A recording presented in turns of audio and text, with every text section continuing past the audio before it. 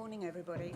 I'm delighted to be here in Milan presenting on behalf of myself and my colleague, Professor Steve Ursa, who's in the audience over there, our past and planned research on podoconiosis, which is a lymphoedematous, neglected tropical disease.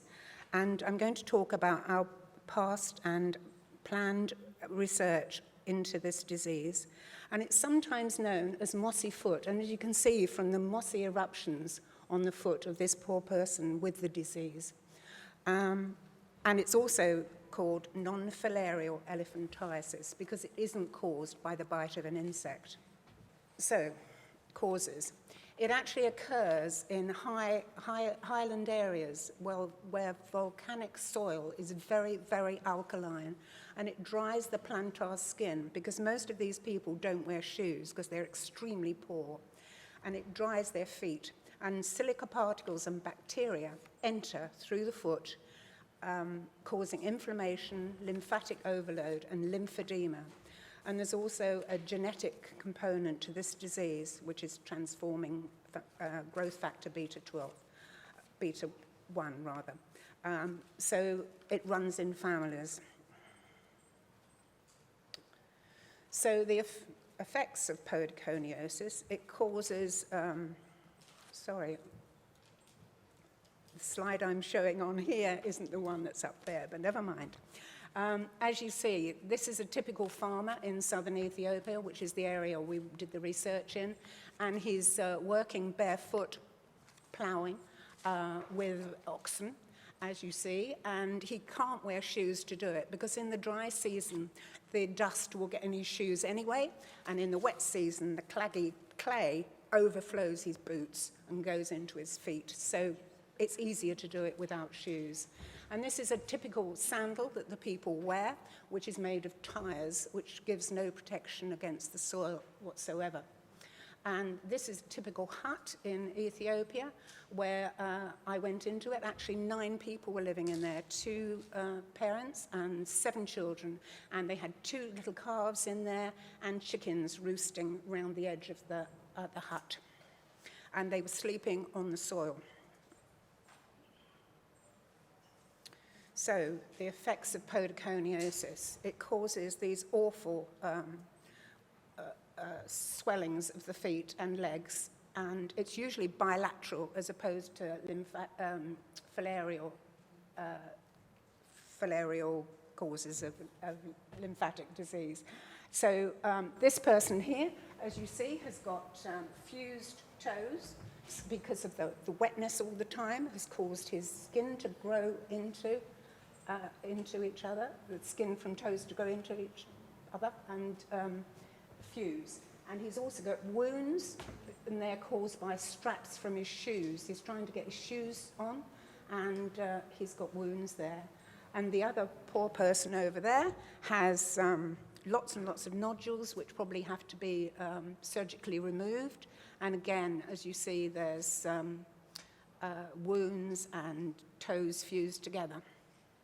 So it's an awful disease, and it causes huge stigma, as you may imagine, because it's so visible. So this poor man, he's been treated for a few weeks in one of the clinics. Most of the clinics are run by NGOs, I have to say, not by government. The government health workers are not taught about this disease. They're not taught to recognize it or to treat it. And one of the NGOs I'm working with is actually trying to integrate it into some of the clinics and teaching the nurses and doctors how to diagnose it. But this is an outreach clinic of an NGO, and that is to show me, who's one of the staff there I'm working with. And you see, I'm actually touching him. He probably hasn't been touched in years because these people are so stigmatized that they're totally ostracized. They can't marry. They are spat at in the street. They're excluded from all social functions.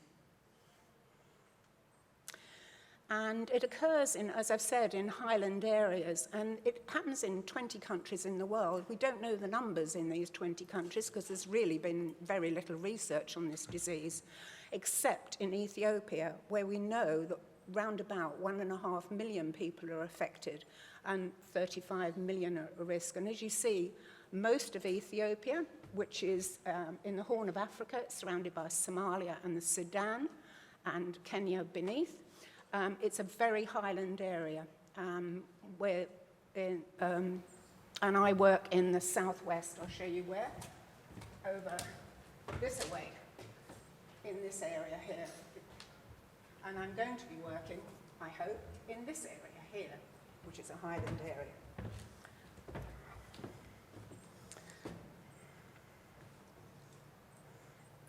So, prevention, actually, of this disease is extremely easy. It's preventable and treatable by enclosed shoes and a daily, lifetime foot and skin hygiene regime. So, daily washing the legs. But shoes are expensive for those who live in poverty. And plastic sandals are often worn, which give, as you see, no protection and predisposed to fungal infection. I remember one gentleman coming to the clinic wearing plastic shoes, and I asked him to take them. Would he take them off, please? And he said, I don't want to, and started crying, which upset me considerably. When he did take them off, his whole foot was wet and soggy and actually stinking. It was awful. And I was upset, and he was upset too. Anyway, obtaining water for washing is an issue, as it is a precious resource, and it's extremely heavy to carry. If ever you have carried water, you'll know what it's like. And this is how people get their water from little ponds, and you can see in that top picture, there's a man washing his hair, there's cattle drinking and so on, and these are other people collecting water. And these children are at 6 o'clock in the morning collecting it from a pump before they went to school. So the previous trial we did was a randomized controlled trial over 3 months, and we had 193 on the trial, roughly equal quantities in each, and we, in the controlled group, did the usual treatment of washing the legs and feet with soap, splashing, making sure they washed up to the knee. Then they soak the legs in 6 litres of water with a bit of bleach added as a disinfectant because the water isn't very clean. And they soaked them for 30 minutes, then they air dried them, and then they applied a little bit of Vaseline as an occlusive, a little bit of petrolatum as an occlusive. In the experimental group, we did the same, but we used much less water, 1/6 of the volume, only 1 litre. Again, they splashed it up their legs, and we had bleach, and we added to it, this was made the difference, 2% glycerine as an emollient. It is an extremely effective emollient, and this was published in the BMJ, British Journal of Dermatology, year before last. So this is one of our nurses, Worknesh, who's using one of the probes that we use to measure the skin barrier function.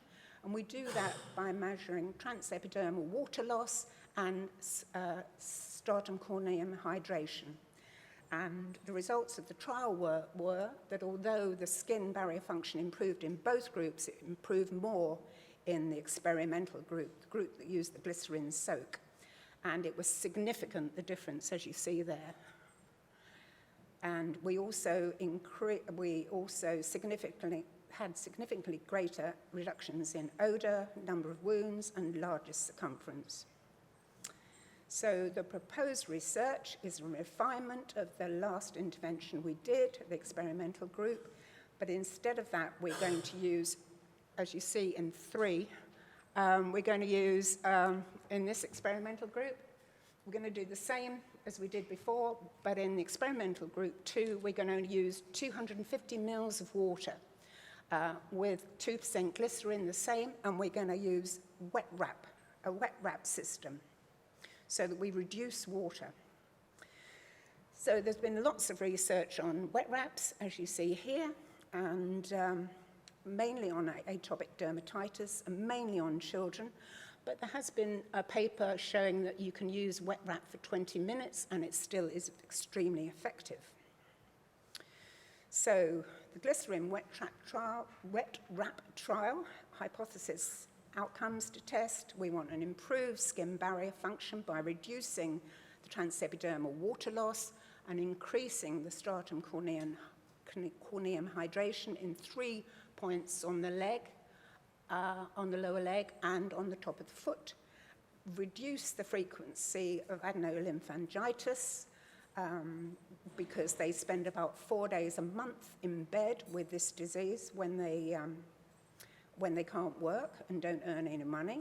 We want fewer wounds on the leg and foot, a reduced circumference of the lower leg and foot, and improved quality of life, less water usage, and equally effective in cost. So we're going to do this, we hope, in 2 match clinics in the southern nationalities and peoples region in Ethiopia, same as before, over 3 months. We're going to do a cost-consequence analysis this time, and we're going to make sure that, as we did before, that staff and patients self-management is taught, because that is crucial. And the team are myself, Professor Stephen Ursa, Professor Paul Matz, Dr. Claire Fuller, Dr. Mona Khan, who's a statistician, Steve Parrott, who's a health economist, Professor Terence Ryan, and Professor Rod Hay. So we have quite a high-profile lot of people involved. And these are the challenges and the next steps. The clinics are very rural in isolated areas. There's 88 languages spoken in Ethiopia. And there's very high illiteracy. So we can't give them leaflets at all because they wouldn't understand them. The staff need to be practiced and checked. Products must be locally sourced and low cost. And the cloth for the wet wraps must be capable of being cut into strips and washed multiple times, which we will wash them, we'll teach them to wash them in bleach. And the next step is to get a grant application from the Wellcome Trust. So thank you for your attention. And I finish with this because I think it's important to see these little children are at a primary school in the area I work at, and you can see the plastic shoes they're wearing and sometimes no shoes. And certainly Tom's Shoes, if you've ever heard of them, give out 86,000 pairs of shoes in this area twice a year to these children. And they've just started doing it. This was just prior to Tom's getting involved in this area. So I think until poverty is eradicated and until these people have easier access to clean water, we will see the continuance of this disease. Thank you for your attention.